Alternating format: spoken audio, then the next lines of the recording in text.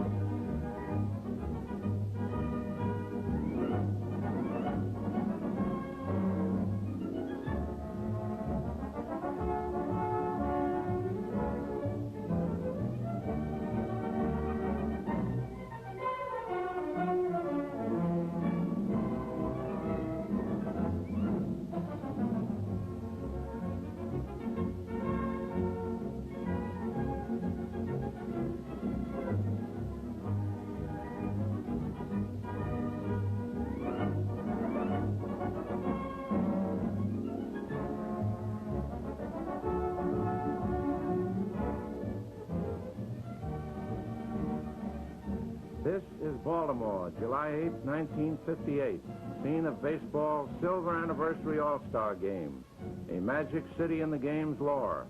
It has known the National League Orioles of the gay 90s, the American League Orioles of 1901 and 2, has thrilled to the exploits in the long ago of John McGraw, Iron Man Joe McGinnity, and Willie, hit 'em where they ain't Keeler. Now this is a new era, and Baltimore, jumping with baseball enthusiasm, is host to the 25th game of the brilliant mid-season series. The motorcade starts forming in front of the hotel for the trip to Memorial Stadium. Fans gather around baseball's greats, eager for a close-up, an autograph, a word of greeting, or a handshake.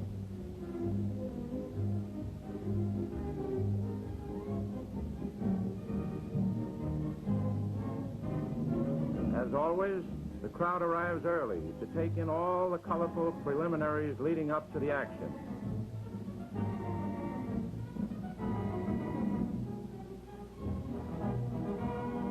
Inside, the huge park is a beehive of activity as reporters, photographers, and radio television experts get into the mood of the big day. Beautiful Memorial Stadium on this hot afternoon will be packed to its capacity of almost 50,000. It's been the home of these modern Orioles since 1954. Vice President Nixon, flanked by baseball's leaders, walks to the flag-draped boxes on the first base side of the stadium to watch 50 of the game's greatest players, 25 on each team.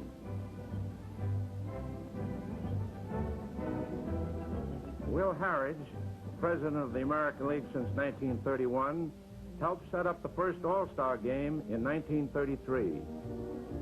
His friendly rival for the day is Warren Giles, president of the National League.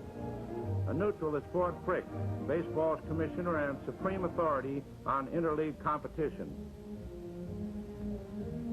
Grandpappy of the National League All-Stars is Stan Musial, who has an unbroken record of 15 All-Star games starting in 1943. This year, Musial became the 8th player in history to make 3,000 hits. He has won the National League batting title 7 times and has a lifetime batting average of .340. His 16 hits are high for All-Star competition, as are his 5 homers.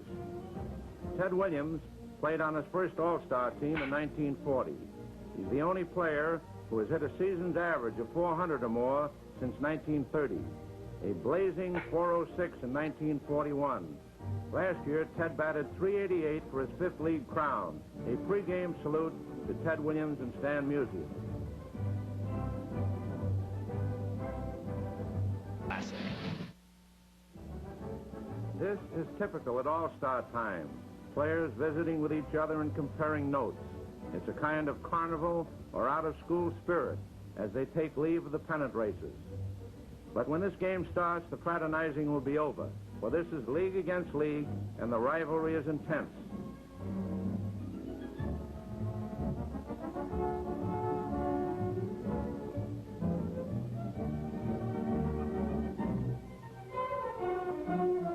Del Crandall of the Braves and many other players capture the spirit of the day with cameras.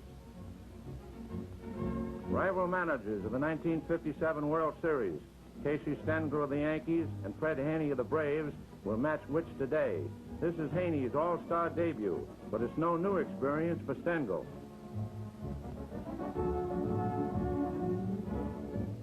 Host for the Dream Game is James Keeley, Jr., president of the Baltimore Orioles. The National League has won 6 of the last 8 games, but the Americans hold an edge in the series, 14 games to 10. The 1958 teams, except for pitchers, have been selected by a vote of players, managers, and coaches.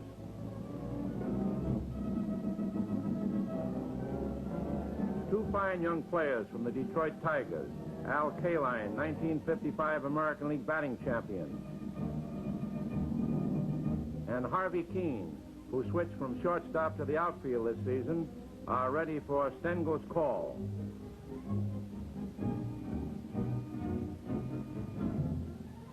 From the hard-hitting Chicago Cubs of the National League come outfielders Lee Walls and Walt Moran.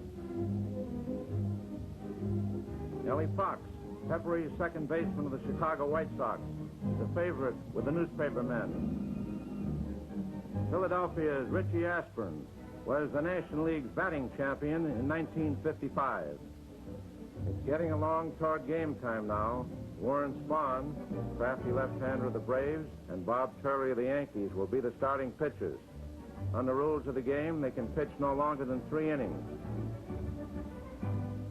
Turley has won 12 and lost 3 this season to pace the Yankee pitching department. This is the 3rd All-Star game for the 27-year-old Turley, a native of Troy, Illinois. The 37-year-old Spahn, an Oklahoman, has been named to the National League team 10 times. He is 10-5 for the year, and in a brilliant career has 8 times won 20 or more games in one season, tops for a southpaw in league history. And here are the other starters in the order in which they will bat for the National League.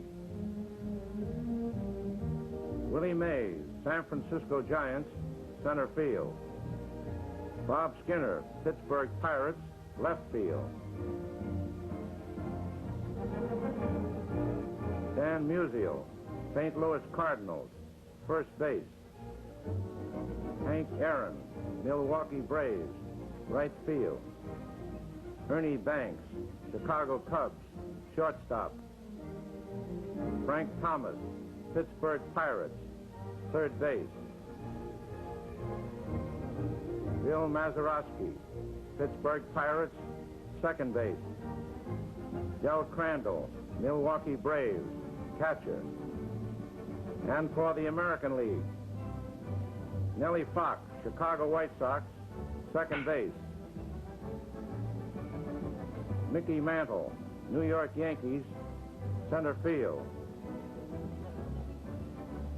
Jackie Jensen, Boston Red Sox, right field. Bob Serve, Kansas City Athletics, left field. Bill Skowron, New York Yankees, first base. Frank Malzone, Boston Red Sox, third base. Gus Triandis, Baltimore Orioles, catcher. Louis Aparicio, Chicago White Sox, shortstop. The rival managers confer with the umpires and present their lineup cards. I've got love on my mind. When that special feeling comes, say it with fun. Can you stop the rain from falling here and now? You'll hear Luther Vandross, I promise to love faithfully. Freddie Jackson. I need you tonight. Get Body and Soul on 2 CDs or 2 cassettes. When I get that feeling, I want sexual healing. You'll get 24 sensual classics. You know you need. Some people are made for each other.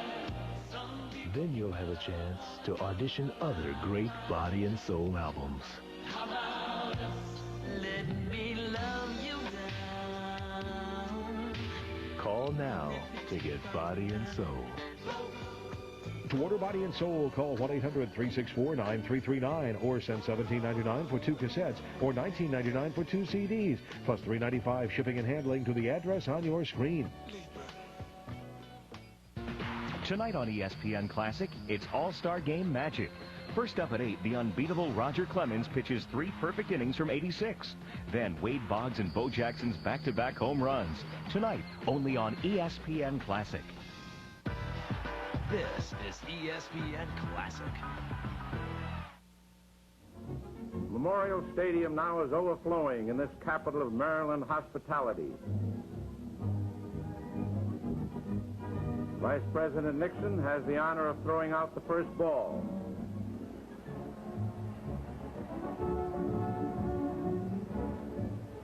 Everything's in readiness now for this 25th match between baseball's best. The nation's top sports writers jam the press box, and adjectives will flow today. The action also will be sent to millions by television and radio.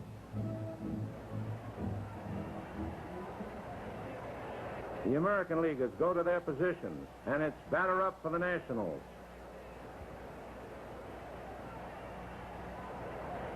It's a single for leadoff man Willie Mays as the ball hits the third base bag and bounces away.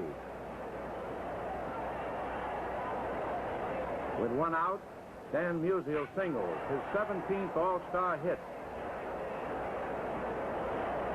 And Mays races to third.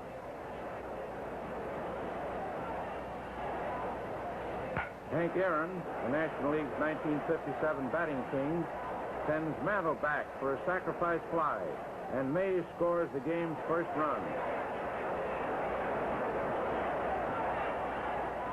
Now Turley's in real trouble. The bases are filled after he hits Ernie Banks and walks Frank Thomas, and Casey Stengel is trying to calm him down. But the Nationals get their second run when Musial comes in on a wild pitch.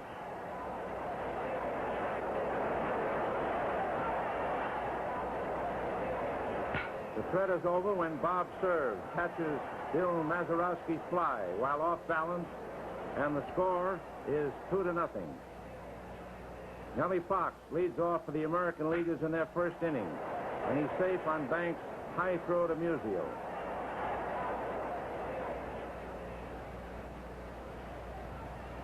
Mickey Mantle singles to left. Fox speeds into third.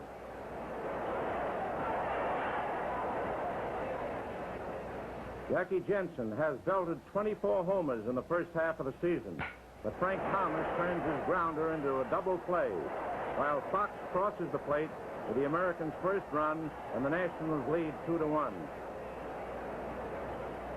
With 1 out in the Nationals' second inning, Mays forces Farm, who had walked.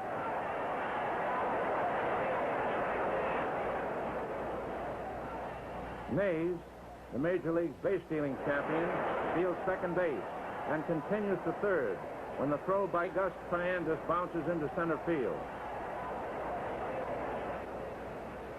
Ray Naleski of the Cleveland Indians goes into action in the bullpen.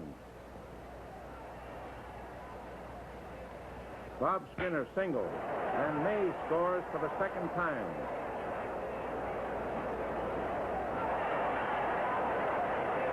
The Nationals go in front 3-1. And that's all for Turley as Narleski comes in to quiet the rally.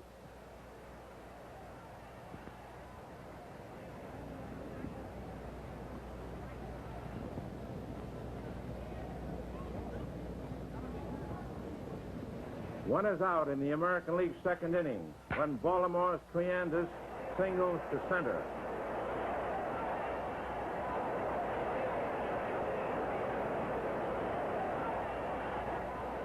Little Louis Aparicio forces Triandis at second base, but with his great speed beats the double play throw to first. Narleski singles into center field, and Aparicio pulls up at second base.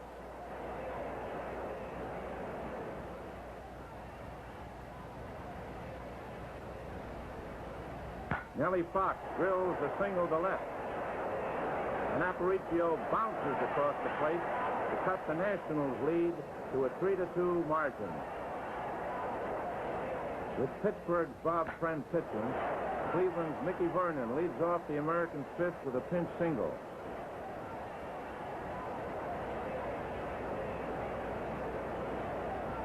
Fox quickly follows with his second hit, a single to right, and Vernon pulls up at second.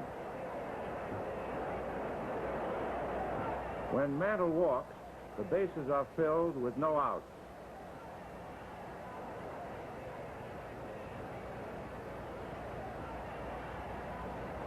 Jensen dribbles the ground to pass Friend. Mazurowski throws him out, but Vernon comes home to tie the score 3-3. An intentional walk to serve proves the right strategy as Banks starts a side-retiring double play on Bill Skowron. Early win of the Chicago White Sox is the new pitcher as the National League comes up in the sixth. Its perfect pitching for the veteran has served backs against the wall for Del Crandall's drive to close the inning. My dentures always fit fine. I never thought of them as a problem until I saw the video of my son's wedding. It was then that I decided to try Fixodent. Because Fixodent adjusts to the unique contours of your dentures and gums, forming a thin, powerful seal for a better hold than you ever thought possible. It was like a whole new feeling, so snug and secure. For once, I actually forgot that I even wore dentures. So now, I like what I see. Find out for yourself what it feels like to Fixodent and forget it. So what you're saying is you can't change your oil every 3,000 miles because you're too busy. So you push it. Just like your cheap brother-in-law at one of those all-you-can-eats. Hey, it's your car. You want to learn the hard way? Be my guest. This is reformulated Quaker State. Protection beyond 3,000 miles under any driving conditions. You ought to change your oil on time, but if you can't, can you say insurance? Quaker State. It's been tested. It works. What more do you need to know? It was tough for a while, though, I gotta be honest. We had debt, a lot of debt. It was really hurting our relationship, and we had about 6 to 8 credit cards going, just dead up to our ears. We were all maxed out, and there seemed to be no way to get out, so... It was a strain, thanks. But we did. We got out. We called a company called Genus Credit Management. They don't make loans, because that's the last thing we needed. You gather up your bills, tell them what you pay, and they reduce your payment. If you have a debt problem, call Genus Credit Management, the nation's largest credit counseling service. We work with your creditors to lower your monthly payments. In just 30 minutes over the phone, we can help you avoid bankruptcy and get the bill collectors off your back. We're nonprofit, so our service is free. The best part? We don't fight about money anymore. We just fight about everything else. There is help, and it's as close as your phone. Not too bad. Get your bills together and call Genus Credit Management. It's not a loan. It's a way out of debt. What influence did the NBA legends of yesterday have on the stars of today? Find out on Vintage NBA. Thursday, NBA star Vin Baker looks back at the career of the big redhead, Bill Walton. Vintage NBA. Thursday at 8 on ESPN Classic. This is ESPN Classic.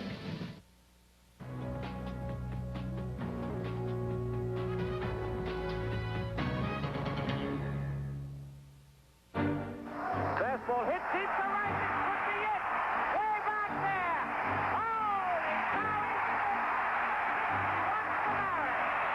Roger Maris. Everyone recognizes the name, but few know the player behind the record.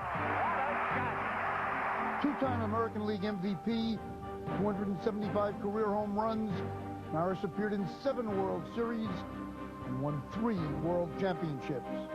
Although he is immortalized with other Yankee stars in Yankee Stadium's Monument Park, Roger Maris is not enshrined in baseball's Hall of Fame. Despite setting one of the most prestigious records in sports, his career statistics are less than Ruthian. Playing through injuries during his 12 major league seasons, he accumulated just over 1,300 hits, fewer than 900 RBIs, and had a batting average of .260. And he was just an outstanding ball player, probably just short maybe of Hall of Fame standards, but he had Hall of Fame ability. I don't know that Roger Maris had a Hall of Fame career. but he certainly had a Hall of Fame year. I don't think one season makes a man a Hall of Famer. I think you need to have 6 or 7 Hall of Fame type seasons to be a Hall of Famer, and he didn't have that. Many who advocate Maris's induction into the Hall of Fame believe that his statistics during his prime compare favorably to the numbers of some players who are already enshrined in Cooperstown. Al Kaline of the Tigers was a Hall of Famer and deservedly so. But for about 5 years, from say 1958 through 62, Maris is at least the equal of Kaline and perhaps better than him. He was a much more powerful hitter, and he was a very good fielder. Of all of those guys on the bubble, Orlando Cepeda, Tony Perez, 2 guys that I think should be in the Hall of Fame. I think Roger Maris is a step above that. Yeah, when you look back at the history of our sport, and there's never been a 2-time MVP that's not in the Hall of Fame except Roger Maris. If the definition of a Hall of Famer is the original definition, the greatest of the great, then Roger Maris, on the basis of his full career, does not belong in the Hall of Fame. If the question is Roger Maris better, especially considering the peaks of his career, the 2 MVP seasons, the breaking of the Ruth record, if you consider all that, is he better than some of the people who are in the Hall of Fame?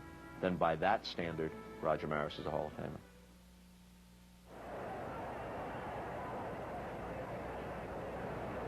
Malzone greets Bob Friend with a single at the start of the American League 6th.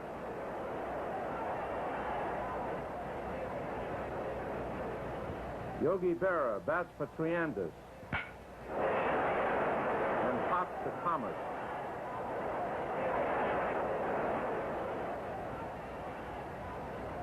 It's Ted Williams batting for Aparicio.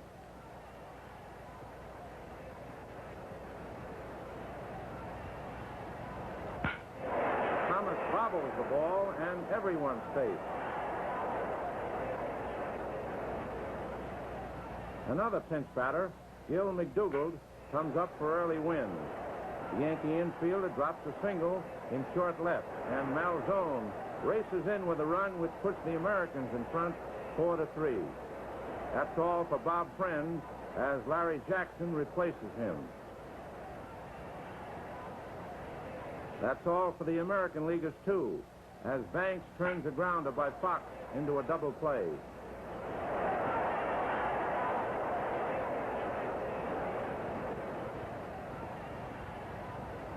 It's young Billy O'Dell of the Orioles pitching against the Nationals in the 7th, a tough spot in a tight game. Johnny Logan, batting for Larry Jackson, lines to Ted Williams in left.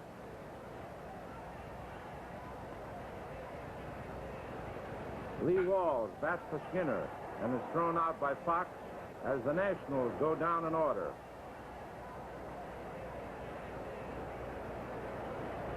Dick Farrell, the Phillies' hard-throwing relief pitcher, faces the Americans in the 7th.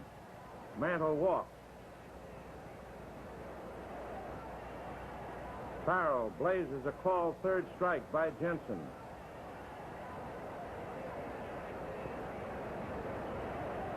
O'Dell sacrifices Mantle to second.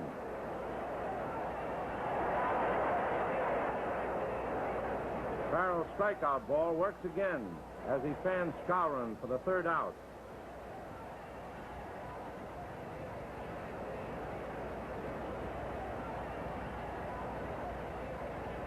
Billy O'Dell is going strong as he whips Ernie Banks for the 3rd out in the National League's 8th, grimly protecting the 1-run lead.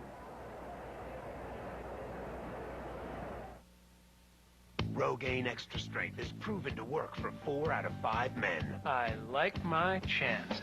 Only Rogaine has extra strength, and it's proven to stop hair loss or regrow hair. Rogaine Extra Strength, proven to work.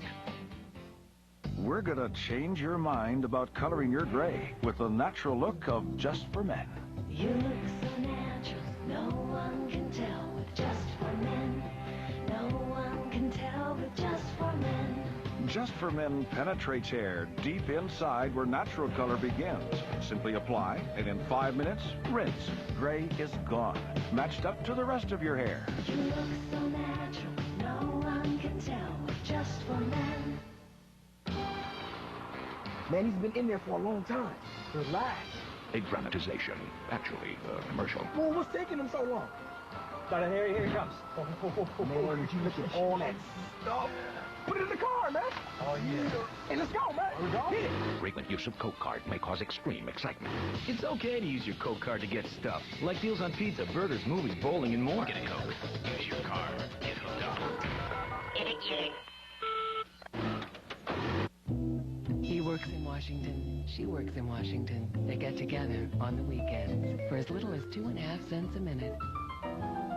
Who says people in Washington are out of touch? Call Sprint at 1-800-PIN-DROP now. This is ESPN Classic. You feel like being the man. 3, 2, Rose on the leader. No! Put back! Does it count? Is it good?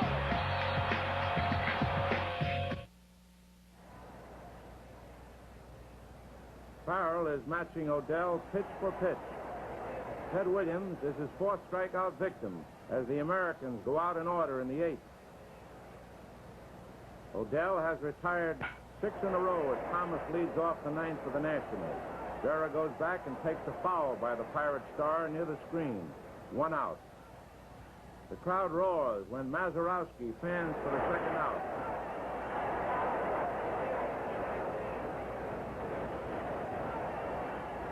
This silver anniversary All-Star game is history as Fox gets under Crandall's pop fly for the final out of the game. The score, American League 4, National League 3.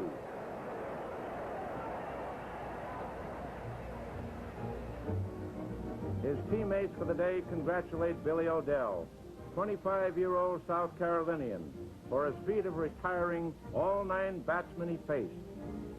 The victory goes to early win of the White Sox, who was the pitcher of record when Frank Malzone scored the winning run in the 6th. It was a unique game, this 15th American League triumph, and its second in 2 years by 1 run. The 9 hits by the winners and the 4 by the losers were all singles. But the crowd of 48,829 thrilled to the fine pitching of Billy Odell and Dick Farrell, the dazzling base running of Willie Mays and Louis Aparicio, and the excitement the All-Star game always generates.